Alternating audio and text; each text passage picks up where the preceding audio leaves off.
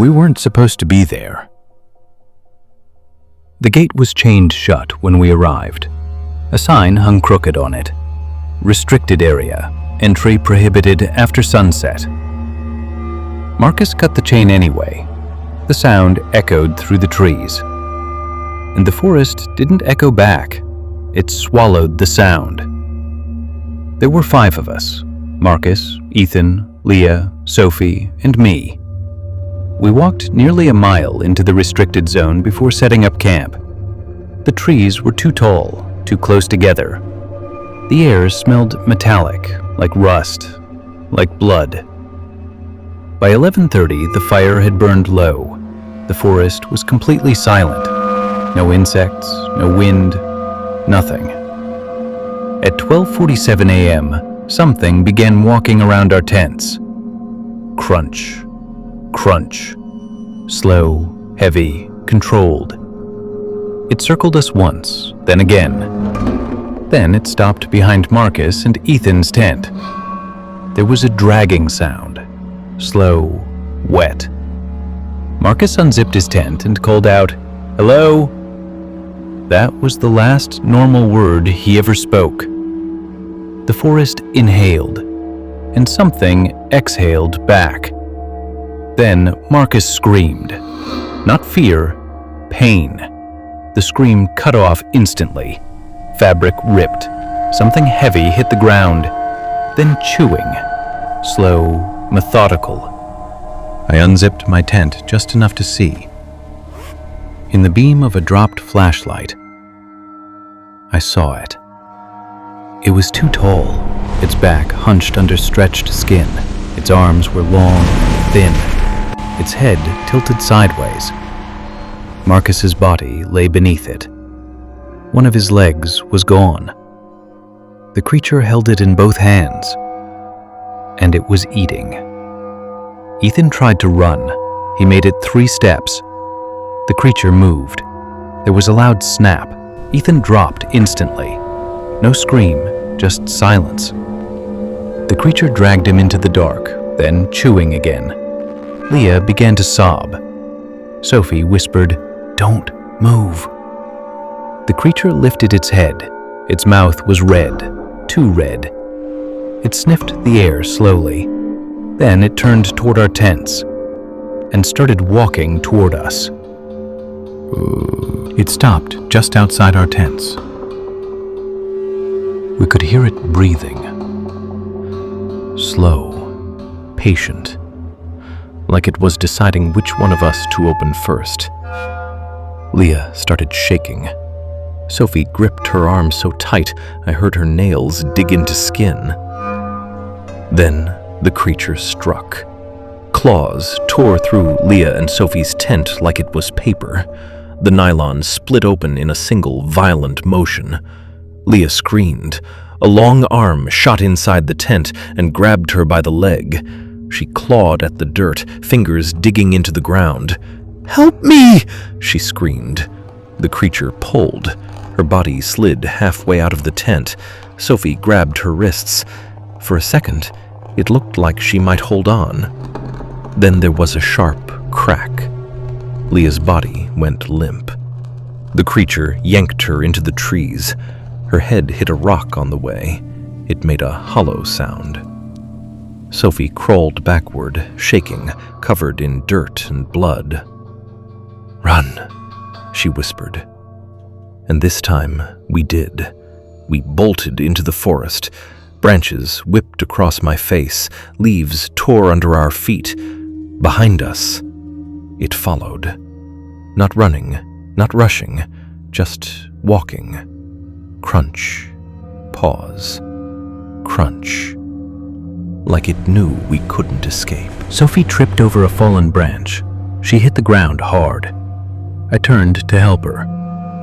That's when I saw it again, closer now. Its body unfolded as it stepped between the trees.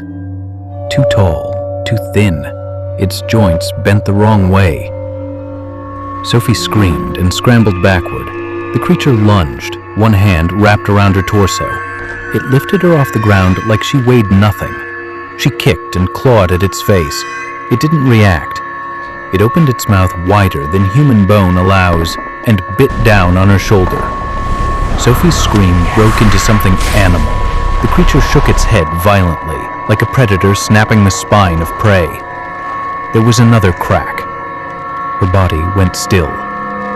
The creature dropped her to the ground. Then it looked at me. Not rushed, not angry, just curious. I ran deeper into the trees without knowing where I was going. Behind me, crunch. Pause, crunch. It wasn't chasing, it was following, like it knew I would get tired, like it knew I would fall. And then, I did. My ankle twisted beneath me. Pain shot up my leg. I tried to stand. I couldn't. The forest went quiet again. No footsteps, no breathing, nothing. And then, something warm dripped onto the back of my neck. I slowly looked up.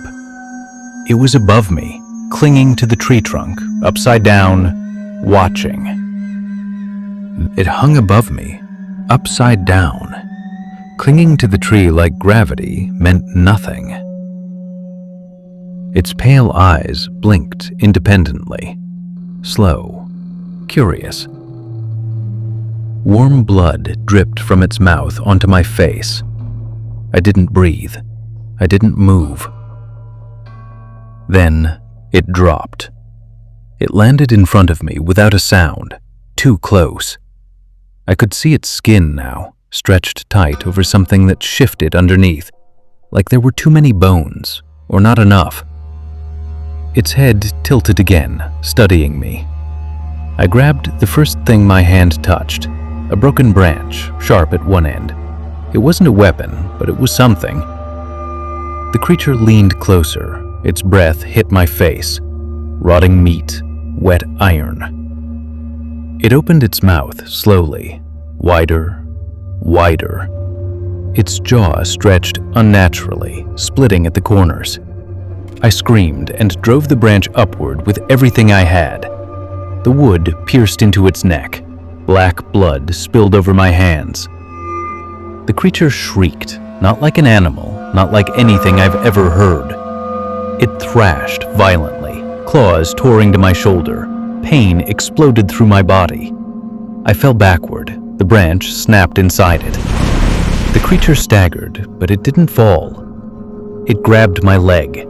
Its grip was crushing, bone grinding against bone. I felt something shift inside my ankle. I swung wildly, hitting its face with my fists. It didn't care. Then headlights cut through the trees, bright, blinding. The creature froze. A truck engine roared somewhere beyond the clearing. Someone was driving down the old service road. The creature turned its head toward the light. For the first time, it hesitated. Its grip loosened. I kicked free, crawled backward. The headlights moved closer. The creature looked at me one last time, its mouth still hanging open, black blood dripping from its neck. And then, it retreated into the trees, not running, just stepping backward, melting into the dark. The truck broke through the clearing seconds later, a park ranger, gun raised. He stared at the bodies, at the blood, at me. He didn't ask what happened. He didn't look surprised. He just said, "You crossed the gate, didn't you?" I tried to answer. Nothing came out. As they loaded me into the truck, I looked back at the tree line, and I saw them. Not one, not two, dozens of pale eyes, blinking, watching, waiting. They weren't hunting. They were feeding, and we had walked straight into their territory.